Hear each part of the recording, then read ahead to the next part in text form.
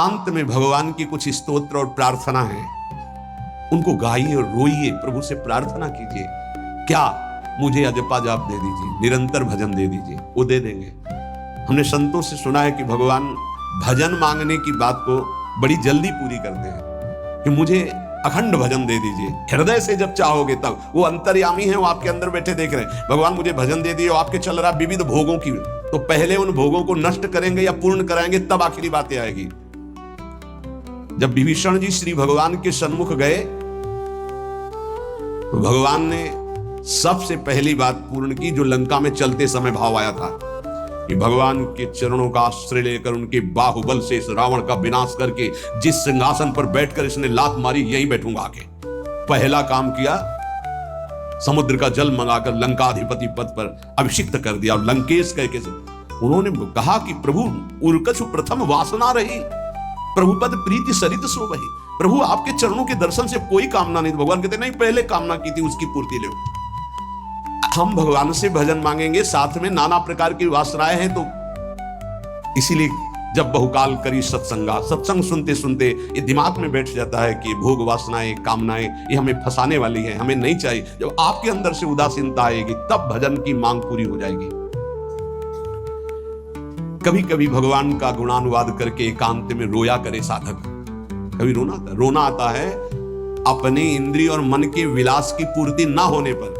इतने मोटे मोटे आंसू गिरते, तब लगता है कितने कीमती आंसू कितने घटिया जगह में गिरा रहे हो। अरे इन्हीं से प्रभु को खरीद लेते हैं। अगर उनके लिए रो देते तो इतने करुणामय है वो कि आपको आभास होने लगता, भले हम अंतःकरण उस कोटि की व्याकुलता नहीं कि मेरे प्रभु हम पर कितनी कृपा कर रहे हो। अगर हृदय से उनको पुकारे तो निश्चित वो अनुभव में आ जाते हैं। छोटी छोटी बातों में लोग रो देते हैं, ऐसे रो देते हैं, मोटे मोटे आंसू चल रहे बात में ऐसे। और प्रभु की चर्चा हो जाए घंटों, कोई फर्क नहीं पड़ेगा। ये तो आश्चर्य लगता है। और भक्तों को चाहे जितना भीषण कष्ट हो, कभी आंसू नहीं निकल सकते। जब आंसू निकलेंगे तो भगवत भाव में निकलेंगे। कह रहे नारायण स्वामी कि अजपा जाप के लिए भगवान से प्रार्थना करो। कभी कभी एकांत में उनके स्तोत्र हैं, गुण हैं, उनको गा गा कर रो, उनसे प्रार्थना करो, हे दीन बंधु मुझे अपना अखंड भजन दे दो। जो चाहिए सब प्राप्त हो जाएगा। भजन से क्या नहीं प्राप्त हो सकता। एकांत में बैठकर रोने से, ऐसे प्रतिदिन जब आप नियम बना करके प्रभु से प्रार्थना करेंगे। मीराबाई जी ऐसा ही करती थी, रात्रि में गिरधर से बात करती थी, प्रार्थना करती थी। नारायण स्वामी जी कह रहे उपासक ये बिल्कुल ध्यान रखिए, यदि नाम सिद्ध करना है तो झूठ बोलना शपथ पूर्वक त्याग दे। झूठ नहीं बोलूंगा। सत्य बोलना इस अजपा जाप के लिए निहायत जरूरी है, निहायत जरूरी है। प्रार्थना है, काहे को मलिन करे जिह्वा। जब हम भगवत मार्ग में चल रहे तो ये याद भूल जाती है हमें कि हमें सत्य ही भाषण करना है, असत्य नहीं बोलना। ये हमें भूल जाते हैं। क्यों भूल जाते हैं? क्योंकि माया का ऐसा प्रभाव। अगर हम भजन के प्रेमी हैं, भजन बढ़ाना चाहते हैं, तो हम झूठ क्यों बोले? सारे जगत में जो भी तुम्हारे सामने आवे, दृष्टि से उसको जरूर देखकर एक बार प्रणाम करो, मेरे प्रभु इस जीव जंतु के रूप में, जड़ के रूप में, चैतन्य के रूप में। इससे तुम्हारे हृदय में पवित्रता बढ़ेगी, अजपा जाप चलने में सहायक होगा। सत्य बोलना, भगवान से एकांत में रोकर प्रार्थना करना, सबके प्रति भगवत भाव रखकर प्रणाम करना, जिससे तुम्हारा कहीं दोष दर्शन नहीं होगा। किसी के मन को दुखाने वाली कभी बात न कहे, किसी को दुर्वचन न कहे, किसी का वैर भाव अपने हृदय में स्वीकार न करे। ये साधन मैंने स्वयं किया है नारायण की कृपा से। इस दास को वेदांत का भी पूरा ज्ञान है और भक्ति मार्ग का भी। दोनों का आखिरी भाव समदर्शिता है, चाहे भक्ति से चाहे ज्ञान से। सब में ब्रह्म देखना, सब में वासुदेव देखना, सब में इष्ट देखना। भक्ति विषय में भजन और ज्ञान विषय में नारायण, ये दोनों बात भक्त में होनी चाहिए। भक्ति का प्रथम और अंतिम विश्राम भजन, हर समय भजन चलना। और आंतरिक ज्ञान का विषय सब में हमारे इष्ट देव। ये दो बातें जरूर होनी चाहिए परिपक्व भजनानंदी होने के लिए। अगर भगवान की प्राप्ति करनी है तो ये दो बातें बड़ी जोर की है, भजन निरंतर और जिसके भी सानिध्य में आए उसमें भगवत भाव करना। मेरे नारायण ने मुझसे कहा, वो फरमाया कि उनके पीछे पीछे मैं चलता हूं जो मेरे ऐसे भजन करने वाले भक्त होते हैं। और श्री कृष्णचंद्र जी ने दयालुता में भागवत में कहा, अनुब्रजाम्य हम नित्यम पूयत्यं गुरेण भी। मुझे बहुत रोना आता है बात सुन करके कि दास की चरण रज के लिए स्वामी पीछे पीछे डोलता है। किस भक्त के पीछे? जो दो बातें यहां कही, जो निरंतर नाम जप करता है और सब में भगवत भाव रखता है। तो भगवान नारायण ने नारायण स्वामी से कहा कि मैं उसके पीछे पीछे डोलता हूं कि उसकी चरण रज मेरे ऊपर पड़ जाए। और भगवान श्री कृष्णचंद्र जी ने कहा, निरपेक्षम मुनिम शांतम निर्वैरम सम दर्शनम। निरपेक्ष जो किसी की अपेक्षा नहीं रखते, किसी से कोई संबंध नहीं स्वार्थ का। मुनिम जो निरंतर मंत्र का नाम का मनन करते रहते हैं। शांतम हर द्वंद्व की प्रहार स्थिति में वो शांत रहते, विचलित नहीं होते। निर्वैरम कोई उनसे वैर करे तो भी वो उससे वैर नहीं करते। और समदर्शी सब में अपने इष्ट को देखते। ऐसे संतों के पीछे में भगवान कहते उनकी चरण रज लेने के लिए हर समय पीछे पीछे रहता हूं। अहिंसा परमो धर्मा शास्त्रों में वर्णन किया गया है। इसलिए किसी भी जीव को कष्ट नहीं पहुंचाना है। गर्दन झुका करके रास्ते में चलना सीखो कि नीचे कोई जीव तो नहीं दब रहा हमारे पैर से। शरीर को सावधानी पूर्वक, किसी को दुख ना पहुंच जाए मेरे शरीर से। वाणी को संभाल कर किसी के हृदय में बाण ना लग जाए, वाणी का बाण ना लग जाए। बाहर का प्रहार तो सहा जाता है, लेकिन जब हृदय में शब्द चुभता है वचनों का, ये बाण खरकता रहता है। किसी भी जीव को कभी मारना नहीं, वो तुम्हें नुकसान नहीं पहुंचाएगा।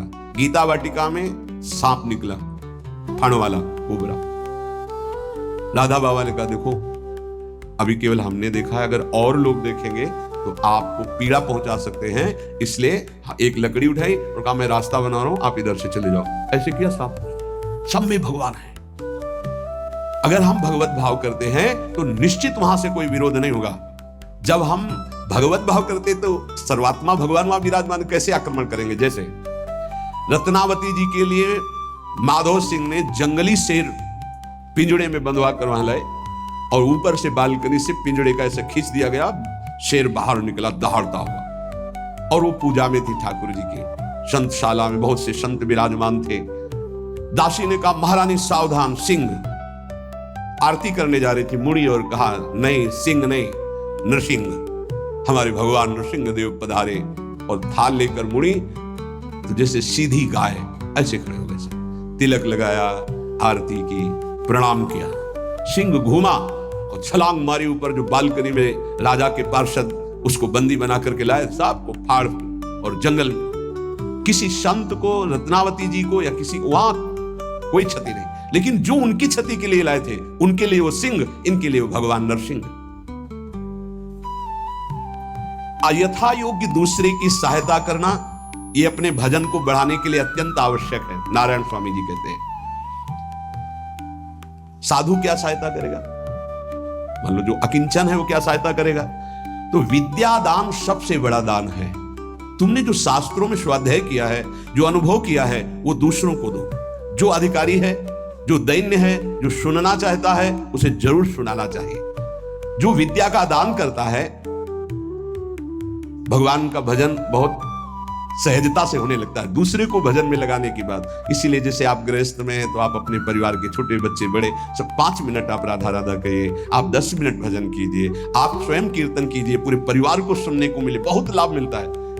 सब अगर नगर कीर्तन करें तो लाखों लोगों के पाप नष्ट हो जाए, आपको बहुत जल्दी भगवत प्राप्ति हो जाए। ये साधन होते थे। अब क्या हो गया कि इतनी भजन के प्रति लघु बुद्धि हो गई कि शर्म लगेगी कि हम पूरे गांव में कैसे कीर्तन करें।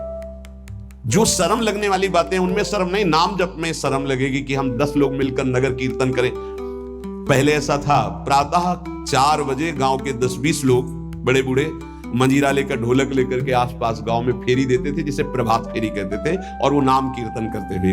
कितनी सुंदर प्रथाएं थी। शाम के समय रामायण या भागवत की कथाएं, कोई जो पढ़ा लिखा है वो सुना रहा है, 10, 20, 50 ऐसे आसपास के घरों के लोग बैठकर भगवान की चर्चा सुन रहे हैं।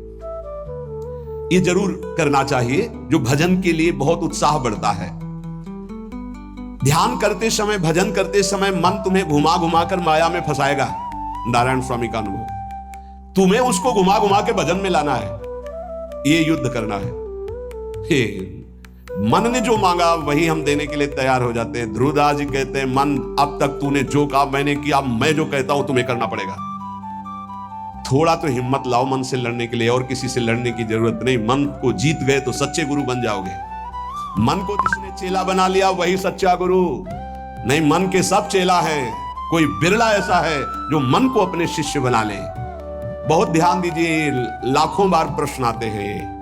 मन जब तुम भजन में बैठोगे तो घुमा घुमा कर माया में मारेगा, आपको वहीं गिराएगा। तुमको ये करना है कि उसे घुमा घुमा कर नाम में लाना है। चल राधा राधा राधा, तेरी एक बात नहीं सुनेंगे। इस साधन के करने से मन की शक्ति जो विषय भोगों में फंसाने वाली है वो कम हो जाती है। ध्यान दीजिए, बड़े अनुभवी महात्मा है नारायण स्वामी।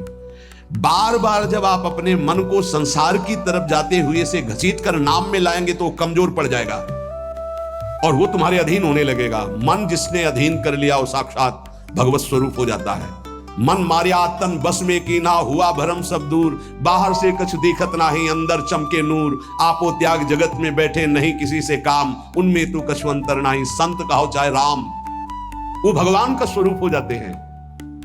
मन की प्रत्येक स्फुरणा पर ध्यान रहे, वो तुम्हें संसार की तरफ घुमा घुमा कर मारेगा, तुम्हें घुमा के नाम में लाना है। ये साधन तुम्हें अजपा जाप में स्थित करेगा। मन रूपी दर्पण को साफ करना है। जो जो वासना आवे उस वासना को नहीं भोगना है। इससे मन रूपी दर्पण साफ हो जाएगा। जैसे जैसे तुम वासनाओं को भोगते हो वैसे वैसे मन के ऊपर परत चढ़ती चली जाती है मल की, और जैसे जैसे तुम वासनाओं को नहीं भोगते हो तो मन निर्वासनिक होता जाता है। भोगने से सुख नहीं मिलेगा, ना भोगने से सुख मिलेगा। भोगने से शांति नहीं मिलेगी, ना भोगने से शांति मिलेगी। त्यागात शांतिरंतरम। अब बहुत बुरा बैठ गया है हमारे हृदय में कि हमारे मन में जो आए वो भोग मिल जाए, हम सुखी। बड़ी कृपा। बोले जब से भजन शुरू किया बड़ा चमत्कार, जो चाहते हो जाता है। दुर्भाग्य, ये कोई सौभाग्य है? जो मन चाहे वो पूर्ण हो जाए, सौभाग्य नहीं है। फिर वो तुमको अधीन करके जो तुम नहीं चाहोगे वो भी करवा लेगा। सौभाग्य है कि मन जो चाहता है वो हम नहीं करते। जो शास्त्र में लिखा है गुरु आज्ञा, वही मन की बात मानते हैं। अभ्यास करते करते वासनाएं कम होने लगती हैं, फिर वासनाएं नष्ट हो जाती हैं, फिर स्फुरणा ही नहीं होती, अजपा जाप प्रारंभ हो जाता है। विक्षेप यही वासनाएं पहुंचा रही भजन में। भजन से जो महासुख मिलता है तुम्हें कैसे बताऊं नारायण स्वामी। मन को वश में करने पर जो सुख मिलता है वो ब्रह्मा को भी सुख नहीं है। अब आप सोच लीजिए, मन के अधीन होने पर दुर्गति तो सब देख रहे हैं, लेकिन मन को वश में करने पर जो सुख है वो परमेष्ठी पद ब्रह्मा में भी नहीं है। इसीलिए भक्त कहता है न पारमेष्ठम न महेंद्र जिष्णम, नहीं चाहिए देवराज इंद्र का पद या ब्रह्मा का पद। ऐसा सुख स्वयं मिल गया क्योंकि मन अधीन हो गया। इसलिए इस दास ने स्वामी नारायण की कृपा से इस मन को अधीन किया। नेत्रों से जलधारा बहने लगी और हर समय नारायण की छवि नेत्रों में बस गई। नेत्रों से जलधारा बहने लगी और हर समय नारायण की छवि नेत्रों में बस गई और जिह्वा ने प्रबल रूप धारण कर लिया। नारायण नारायण नारायण नारायण। अभी जिह्वा प्रबल रूप, समोसा चटनी ये वो कैसे नाम मीठा लगे। राधा नाम सुधा रसम, पानी आया मुंह में? नहीं। राधा नाम सुधा रसम, पानी आया मुंह में? नहीं आया। वो अभी गरम गरम समोसा चटनी ये या अमुक चीज या अमुक, मुंह में पानी आ जाएगा क्योंकि हमारी जिह्वा का स्वाद बिगड़ गया। बोले हमारी जिह्वा प्रबल हो गई। किस बात में? रुकी नहीं रही। राधा राधा राधा राधा, जैसे राधा बाबा की। नारायण स्वामी जी कह रहे नारायण नारायण नारायण। हमने इसको कैसे वश में किया? बाजार में जाता, मिठाई की दुकान के सामने खड़े होता, जो सब चीज दिखाता, अभी कहता नारायण नारायण नारायण, कुछ नहीं मिले। चलो फल की दुकान में जाता, जगह जगह इसको हर चीज दिखाया, कुछ नहीं दिया। ये हमको जलाया, वो हम नारायण नारायण के द्वारा इसको शांत किया। माया ने हर चीज मंगवाकर हमारे सामने रखी पर नहीं खाया। ध्यान दीजिए, महापुरुष अपने इसको रात्रि में अपने प्रिय नारायण का भजन रोक करके कुछ बातें लिख रहा हूं, अगर इनको स्वीकार करोगे तो आपका भी अजपा जाप चलने लगेगा, आप भी भगवत साक्षात्कार कर लेंगे। जब हमने देखा कि बहुत सुंदर सुंदर भोजन बन करके हमारे सामने माया भेजने लगी, नारायण भेजने लगे ऐसा नहीं कह रहे, देख लो साधक की चतुरता देखो। माया हमारे सामने अच्छा अच्छा भोजन पकवान, पर मैं कभी उन अच्छे भोजन को नहीं पाता, मामूली साधारण उससे निकाल करके भोजन पाता। जितने सिद्ध हुए हैं उनकी रहनी यही है। मिठाई चरफरा स्वादिष्ट जवान पर ना रखने का नियम ले लिया, ये बड़ी बात है। अभी कुछ समय पहले एक महापुरुष पधारे, उन्होंने पहले आजीवन मिठाई छोड़ दी, कोई मीठा, फिर नमक छोड़ दिया, फिर भगवदाकार वृत्ति में शरीर भी छोड़ दिया। क्या महापुरुषों ने पाया है कि हम प्राण और शरीरों को सब कुछ समझते। पहले ही बता दिया था 3 दिन पहले कि अमुक समय में शरीर छूटेगा, और हंसते खेलते सबके सामने शरीर समाधिस्थ होकर छोड़ दिया। मिठाई स्वादिष्ट चरफरा चाहते हैं अजपा जाप, लेकिन गुलाब जामुन पा करके, बढ़िया बढ़िया पदार्थ पा करके, भाई इनका प्रभाव है, ये भजन में नहीं लगने देंगे। देख लेना, भजन में नहीं लगने देंगे। और अभी 10 दिन केवल हमें समय दो आप, फिर हम आपको देखेंगे कि आप कितना भरपेट भोजन पाते हैं। किसी भी मिठाई में चीनी नहीं पड़ेगी, और किसी भी दाल या कढ़ी में नमक नहीं पड़ेगा। मिलेगा सब कुछ, खीर भी मिलेगी, गुलाब जामुन भी मिलेगा, पर चीनी नहीं होगी। दाल भी होगी, सब्जी होगी, कढ़ी होगी, पर नमक नहीं होगा। चलेगा? 10 दिन बाद आप देखो अगर पेट न पचकने लगे तो स्वाद ही नहीं मिलेगा। ये क्या हो रहा है? ये जवान को संभालना है। अजपा जाप के लिए गोस्वामी तुलसीदास जी ने भी कहा, अगर लोन बिना सब्जी ऐसे सीठा भोजन तो बहुत जल्दी नाम सिद्ध हो जाए। तो हम कह रहे चलो ऐसा नहीं सही, तो पर सात्विक और थोड़ा पाना सीखो। देखो माया की व्यवस्था में कमी नहीं रहेगी, व्यवस्था तो बहुत जोर की होती रहेगी, आप चिंता ना करें। खाते खाते मर जाएंगे, भोजन कम नहीं होगा, ये सृष्टि का क्रम है। आप अपने अगर जिह्वा को आपने विविध प्रकार का स्वाद दिया, तो इस दास ने जो अनुभव किया कि नाम जप नहीं चल पाएगा निरंतर। नारायण स्वामी कह रहे, देख लो नाम चलाना है या रसेंद्री, थोड़ा नमक कम हो, नमक अरे यार कभी कभी तो साधु को ऐसा सौभाग्य मिलता है कि नमक ना हो, कभी ऐसा बिगड़ा एक चुपचाप दबा के प्रसन्नता से मन की इंद्री को नहीं शांत, कैसा बोले बहुत प्रसाद बहुत सुंदर था।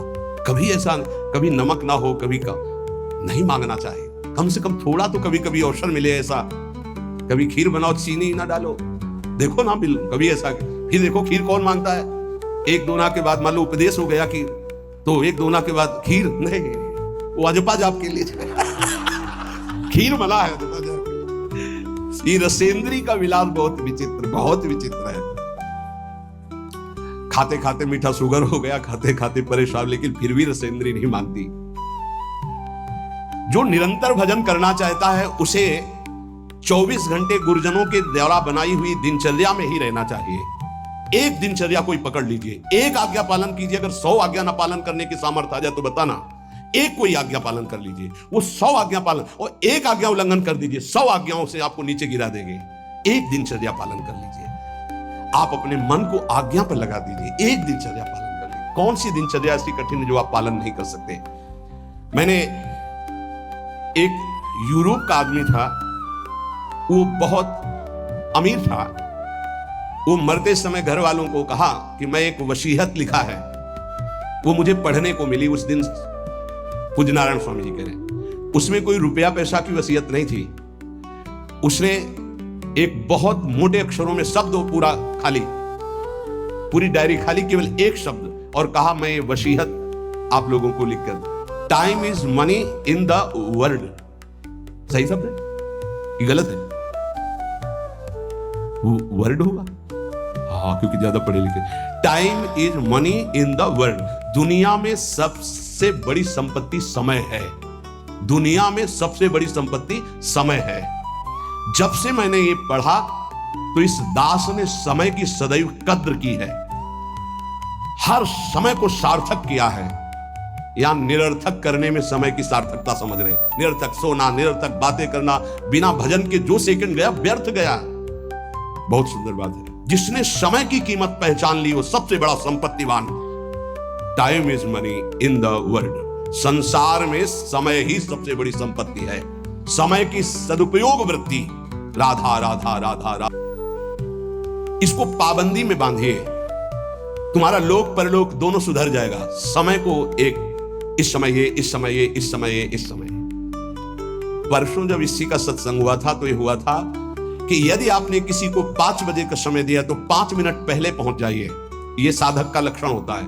अगर 3:30 बजे से वाणी पाठ होता है तो आपको यहां 3 सवा 3 बजे ही उपस्थित हो जाना चाहिए। आप सर्वांतर्यामी भगवान के द्वारा दिया हुआ दिव्य मानव देह और दिव्य सत्संग और इसको दिव्य बनाने का अवसर खो मत। नहीं, ये सोने के लिए नहीं, ये व्यर्थ के लिए नहीं, ये मुंह दिखी करने के लिए नहीं है, ये अंता से पालन करने के लिए है। जब से मैंने ये शब्द पढ़ा था time is money in the world, तो अपने जीवन में कभी 1 मिनट भी व्यर्थ नहीं खोने दिया, 1 मिनट भी। देखो, यही लगन नींद पर विजय प्राप्त करवाती है। यही लगन कि मुझे समय बर्बाद नहीं करना, जितना अधिक से अधिक भजन। पता नहीं आज शाम हो कि ना हो, हम क्यों अपने इस दिव्य समय को नष्ट करें। पर लोग समय कटता नहीं है इसलिए टेलीविजन और कई कई प्रकार की बहिर्मुख वृत्तियों को स्वीकार करते हैं कि समय काटना है। बोले समय नहीं कटता। और सही पूछो तो भगवान से मनाया जाता है कि नींद ना आवे, कभी ये रात्रि ना हो, इसके लिए कि मैं रात्रि हो गई तो 10 घंटे 8 घंटे सो रहा हूं। नहीं, रात दिन भजन जाना है यहां से। पता नहीं आप लोगों के दिमाग में है कि नहीं है। हर समय बात है कि जाना है, कोई भी मिनट आखिरी हो सकता है, बिल्कुल चलो जाना है। फिर किस बात के लिए उदास हो जाना, निराश हो जाना, क्योंकि ये पक्का पता है मुझे जाना है। कहां जाना है? लाडली जी के पास जाना है, जिनके लिए तरस रहे उनके पास जाना है। तो उसमें कोई भय है क्या कि जाना? जिनके लिए हम तरस रहे, तड़प रहे, उनके पास जाना है। जहां अनंत जन्मों से बिछुड़े वहां जाना है।